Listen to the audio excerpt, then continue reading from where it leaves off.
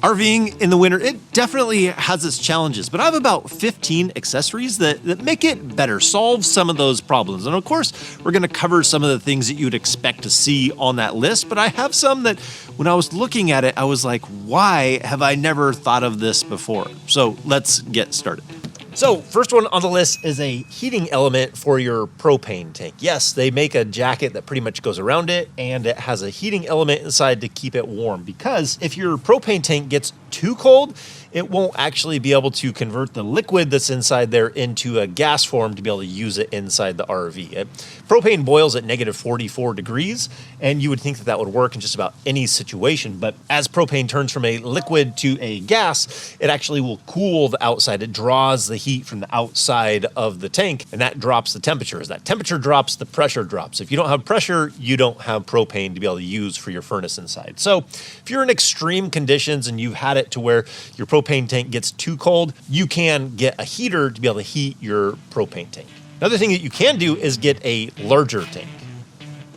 A larger propane tank solves the propane situation in a couple of different ways. So this is a 100-pound tank. You're obviously going to have more capacity. Number two, you're gonna have more surface area on the outside of the tank, and that's gonna allow that liquid to turn into the gas, which is gonna help you in that direction too. But if you do get, you can rent these. If you do get a bigger tank for the RV, you might need to be aware that usually the fitting on the end isn't going to be the same. So you might have to get an adapter to be able to put on here and an extension to be able to hook this up to your RV. Just a few accessories you'd want to be aware of if you're going with a larger tank.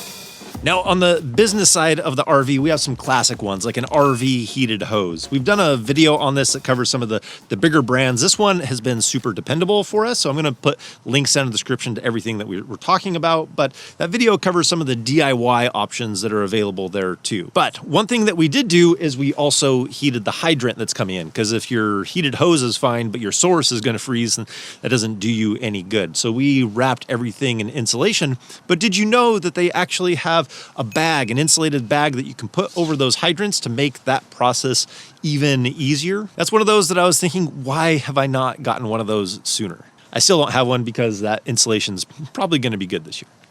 Here's one that I don't think is widely known, is you can get a sleeve to heat your drain hose, a heated sewer hose for your RV. We almost stayed at a park that mandated that if you were gonna keep your hose connected, that it had to be heated, otherwise you couldn't leave it connected. And I can see some scenarios where that would be advantageous to be able to have this heated and connected, because when it gets ridiculously cold and you need to drip some water inside your RV so that those pipes don't freeze, you then have to leave your gray tanks open so that way it can drain out and not overflow your gray tanks if they get too full. For us right now, we have it sloped to where it doesn't have any standing water in it. But if you have a storm come through and that hose tips over and falls over, and then that water freezes inside of there, you could have a frozen drain pipe. The answer is yes. I know you were asking the question. Do they make heated everything? Yes, they do. They even make some heated mats that you can put on your steps. So that way if it rains and then it freezes and you come out and this is just a Home Alone slippery mess, then you can have heated steps so that you don't have to worry about that. You could also put a mat on here or other step covers that you could remove if you needed to, if those got icy. There's options there. You don't have to have everything powered if you don't want to. Let's take a look at a few on the inside. Now this next one is one that I'm surprised that I still haven't done, because it's an insulated door cover. And RV doors are terribly inefficient. So when you can add some insulation and it has a magnet down the middle so you can still use the door, yes, it's gonna make it awkward to get in and out a little bit, but it's gonna make it so much more efficient in keeping that heat in and not letting that cold in. So it's gonna make the RV a lot more comfortable. Talking about comfort, that brings us to today's sponsor, which is RV Mattress by Brooklyn Bedding. If you've been thinking about upgrading to a higher quality mattress, you'll want to see what they have to offer. They have multiple lines of mattresses for a style and price points that can be dropped off right to your site. It isn't a one size fits all. You can pick the size and firmness to match exactly to what you would like to sleep on. It's almost like building an ideal mattress to fit you, right down to the specific layers you would choose for a consistent good night's rest.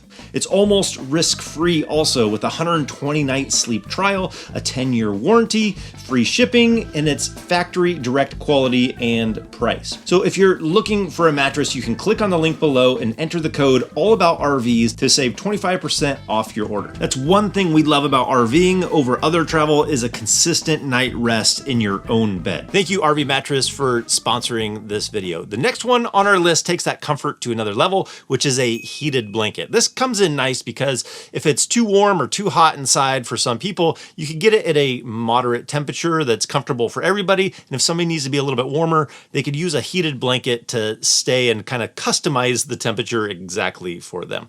Another thing that you can do for the inside, some of these are pretty standard and we've seen these tips before.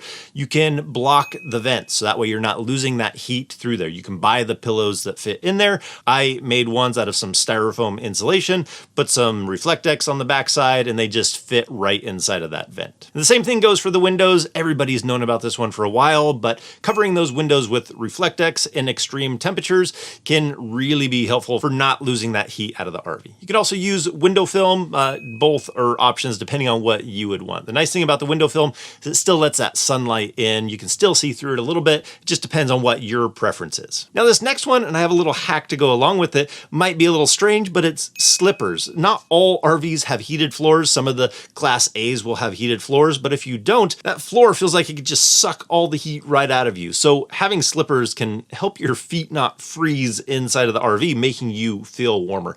I don't want extra slippers on the RV, so what I actually do is I put on 2 pairs of socks. I put a short pair on and then I put a long pair on, and it's kind of like my RV slippers is what I call it. Keeps my feet a little bit warmer from the floor sucking it all out of my feet. Now another option is a heated rug. You may not have a fancy RV that has a heated floor, but you could get a rug to fit your area that is heated. They make them in all different kinds of sizes. So they make them large enough to fit the living area in the RV. They make them like for hallway runners. So there's definitely options there if you wanted to feel like you had a heated floor.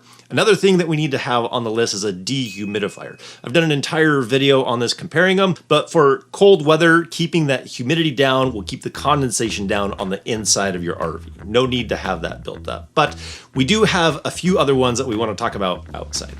Okay, here's one from a long time ago, and it's adding a second battery. Why would you add a second battery in the winter? Well, a long time ago, we had a small RV and it was extremely cold and that furnace was just running nonstop all night. Eventually that battery went down. We didn't have enough power in order for the furnace to be able to kick on and keep us warm. So adding a second battery went a long ways for being able to keep that furnace on longer and keep us comfortable inside. Now the next one is this extreme heater. This thing isn't just a space heater, but this is used for a very specific situation.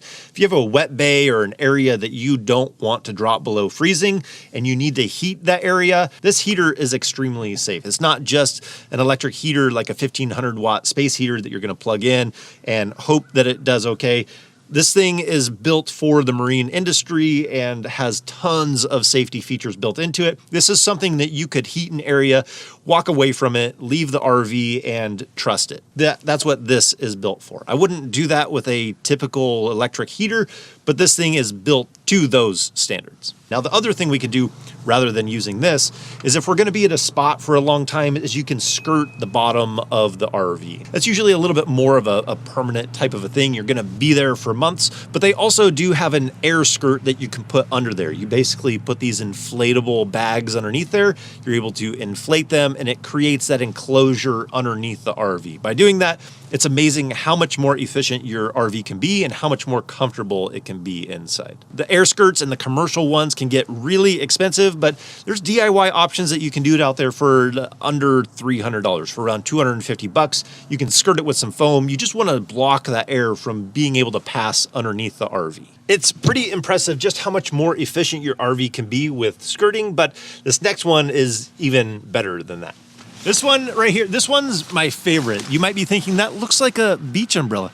Yes, it absolutely is. Your RV has wheels and you can go to a place where you can use a beach umbrella. You can go to Florida, you can go to Arizona, you can go to southern Texas. Well, you're not really using the beach umbrella in Arizona, but you get my point. The RV has wheels, you can move somewhere that's warmer, but Not everybody's situation is the same. Sometimes work, family, whatever, you might even like RVing in the cold, and these accessories can definitely help in that situation. So we have lots of other resources, whether it's an RV heated hose, heaters, condensation, lots of great resources for you. But I'd love to hear from you guys.